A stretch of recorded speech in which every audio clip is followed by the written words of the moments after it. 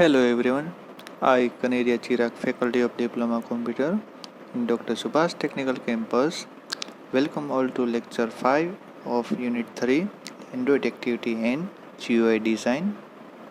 In this lecture, we will discuss about Android Activity State and monitoring activity state changes. So, first topic is activity state. The state of each activity is determined by its position on the activity stack. Last in, first out collection of all the currently running activities.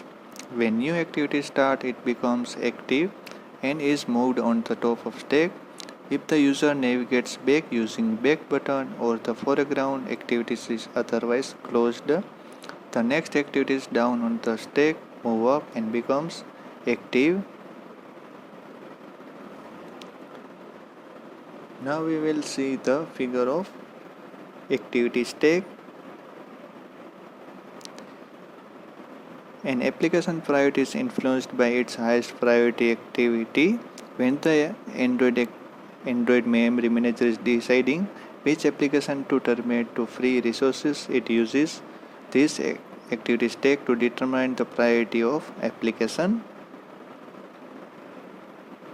Activity states. As activities are created and destroyed, they move in and out of the stack as shown in figure. Because they do so, they transition through four possible states. First is active. When activity is at the top of stack, it is visible, focused, foreground activity that is receiving user input. Android will attempt to keep it alive at all cost. Killing activities further down the stack is needed to ensure that it has resources it needs. When another activity becomes active, this one will be paused. Second state is paused. In some case, your activity will be visible but will not have focus. At this point, it is paused. This state is reached if the transparent or non-full screen activity is active in front of it. When paused, an activity is created because if it were active, however, it doesn't receive user input events.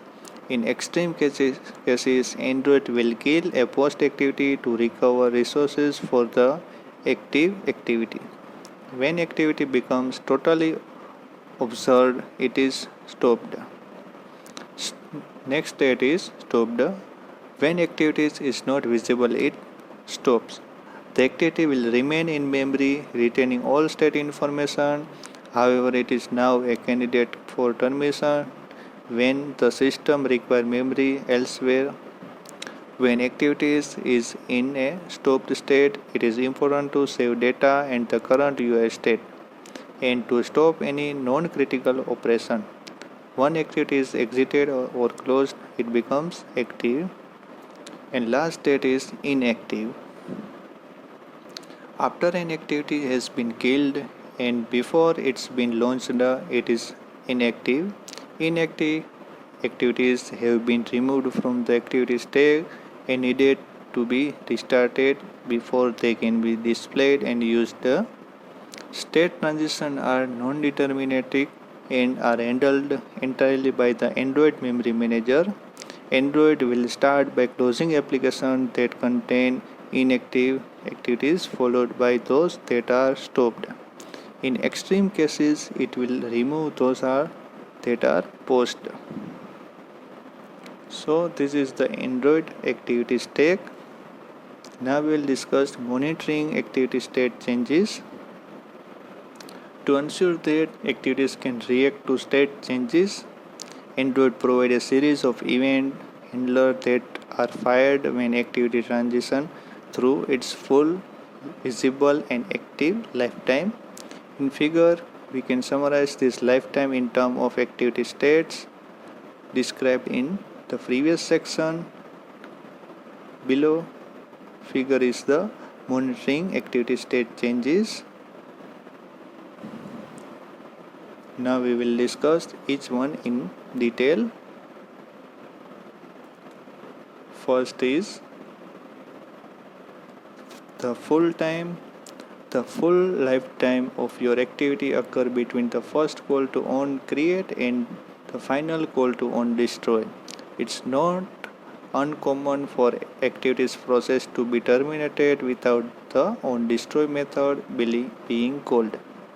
Use the on create method to initialize your activity, inflate the user interface, get references to fragment, allocate reference to class, variable, bind data to control, and start service and timer.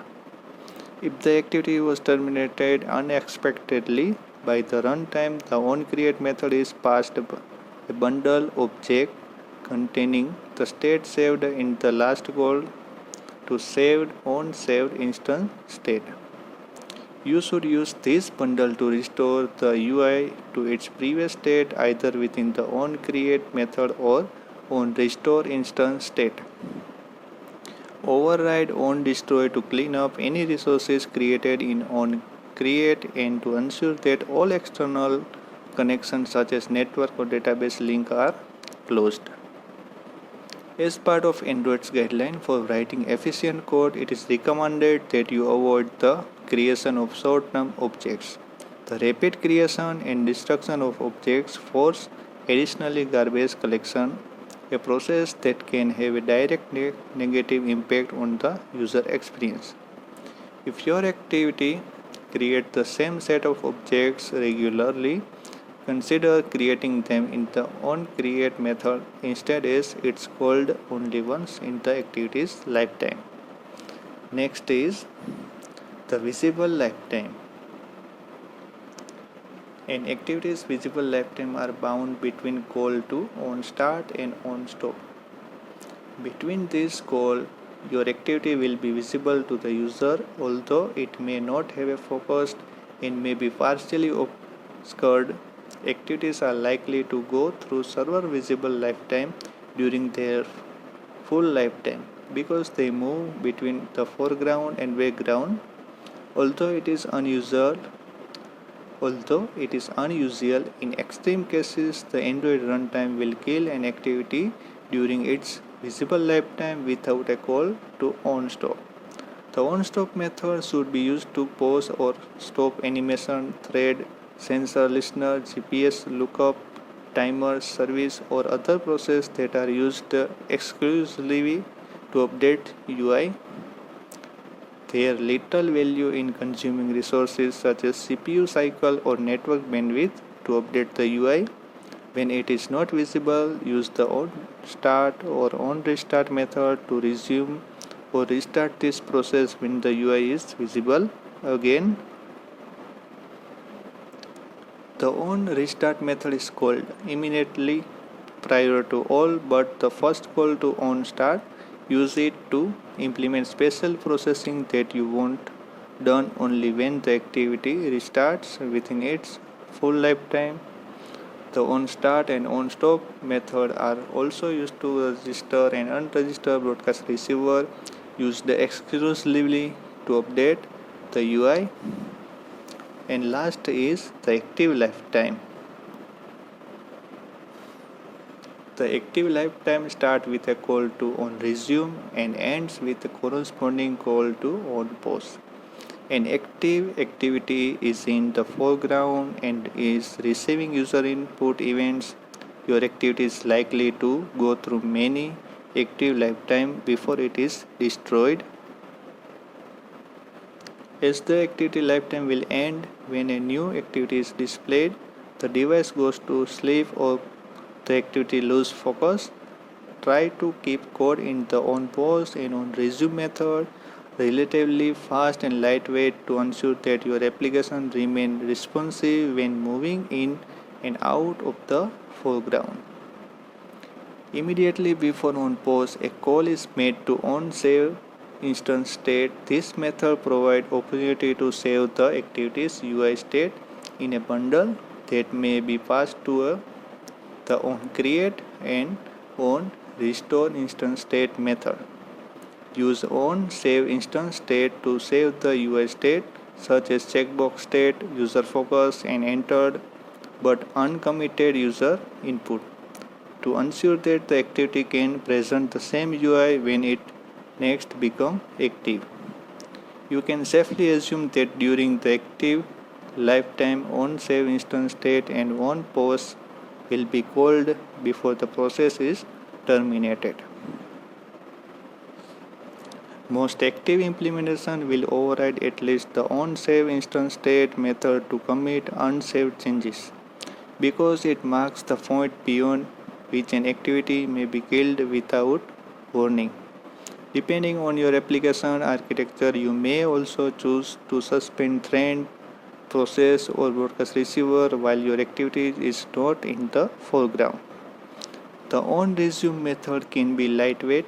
You don't need to reload the UI state here because this is handled by the onCreate and onRestore instance state methods when required. Use onResume to register any broadcast receiver or other processes you may have suspended in onPause. Thank you for watching this lecture. For more video, like our YouTube channel, share and subscribe.